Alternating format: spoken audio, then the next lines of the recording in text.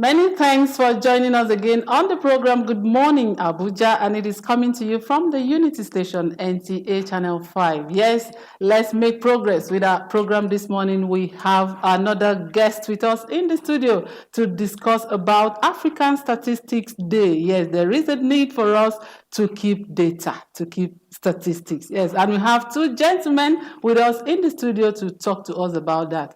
And to my immediate left, I have Dr. Ebu Godde. He is the president, Chartered Institute of Statisticians of Nigeria.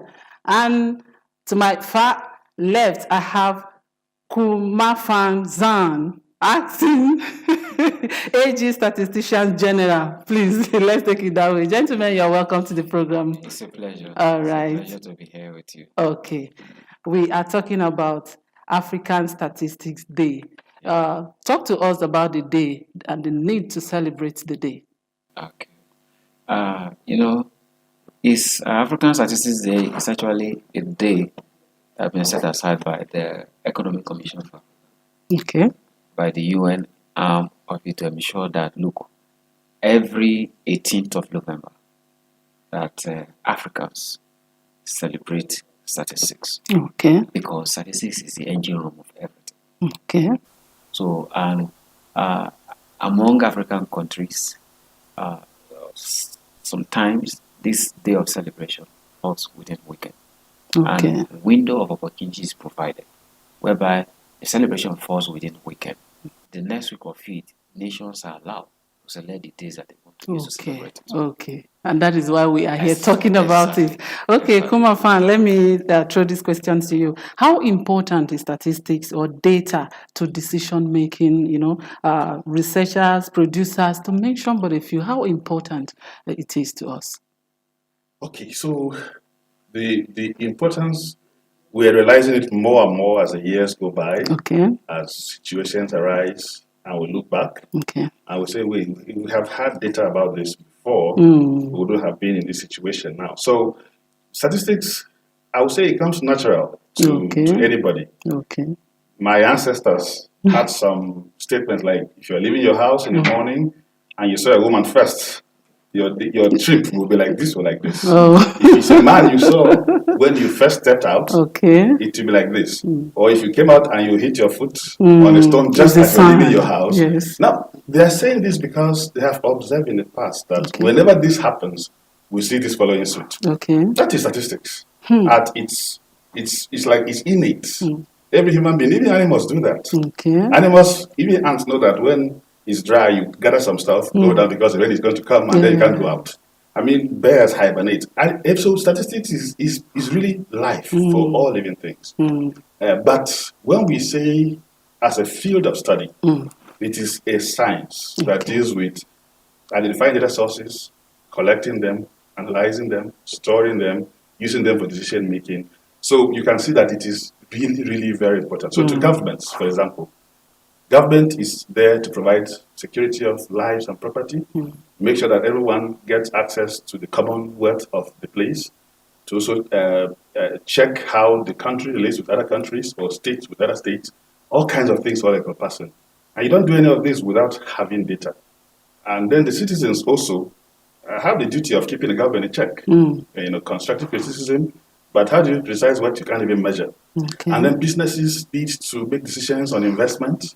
You want to invest in a place, what are the chances that there is someone that can buy it? Okay. Or the raw material you need, how close are they to what you are doing? Just all kinds of variables going. And then research has to be based on empirical evidence at all times, which is statistics. So it's really, really so important that it has been called all kinds of names. It's the new currency, it's the new oil, all kinds of things. People are finding more and more ways to make it more efficient, more longer lasting, more useful. So we go into big data and all kinds of things. So it's really, really a very important aspect of life that you cannot ignore. You statisticians, there is a way you keep record of things. You were giving us one illustration. I thought it was history. But you had to bring it back. Okay, doctor, let me come back to you. Let's talk about this year's theme. What is the theme for this year and why was the theme chosen? Okay. The theme for this year actually is modernizing data ecosystem. Okay. To accelerate the implementation of AFTA. Okay. which is Africa, the continental free trade area. Okay. Now, the role of official statistics and big data in the economic transformation and social development of Africa. Okay. You know, after, for instance, since 2012, people have been making provision to ensure that after, come to play, come to be, until in Kigali 2018, when actually the after document was signed off. Okay. You know, if you travel abroad, by mere mentioning of the name Nigeria, they say, oh, Nigeria. Oh. A core businessman will ask, what's the population of Nigeria? He said, it's over 200 million. What the person says, that is market. Now, the outside world are looking at us as market. What are we looking at? Because what of are our we telling population, ourselves? yes. We that have this market that the world is looking at, they are looking at, every businessman is looking for a way to maximize profit. Sure. And every given nation, industrialized or not industrialized, you are looking for your area of comparative advantage. So you must look inward to see what you must offer before even people, just a beautiful bride, or you see a young man, the other person is looking for it. You must ask yourself, you must have goal, you must know your destination. Okay. Otherwise, every vehicle that comes becomes what looks like your destination. Well, gradually we will have to be positive about our nation will get there. Yes, because I could see the passion to which two of you are talking. Well, we don't have much time, but your last word before you go, and as you give us your last word, talk to us more about the role technology has played in our statistics. Doctor, respond to that. Modernizing, transformation. If you look at the UN handbook on the pillars of transforming statistics, it's all about digitization and integration. Okay. It's all about digitization and integration. And look, at the speed of light, technology we should be able to click and know what data says about a given locality, about a given local government, or what the budget is talking about, what is the provision, what is the total number, can it be verified? That's technology. The idea of having to mobilize, let's say, a workforce of about 100,000 and send them to a given state to just go and conduct a survey. And when they are back, you now have to stay for 3 months trying to, filter out what's called it data cleaning, to clean out those that didn't feel well, errors that didn't begin to be. Then at the end, you start keying them in again. Data entry. That era has passed. Because at a click of button with an app with which you take to the feed to feed in your questionnaire and the rest of it all, and at a click of button you upload. And these analyses are carried out. Okay. It has minimized a lot of errors. It has fastened the rate at which information generated can be utilized to inform policy. So, innovation. Until it's either you innovate or you die. Innovation. Yes. So let's get your final words before we go. All right. So there is a conference that Europeans normally hold every 2 years. It was held this year as well.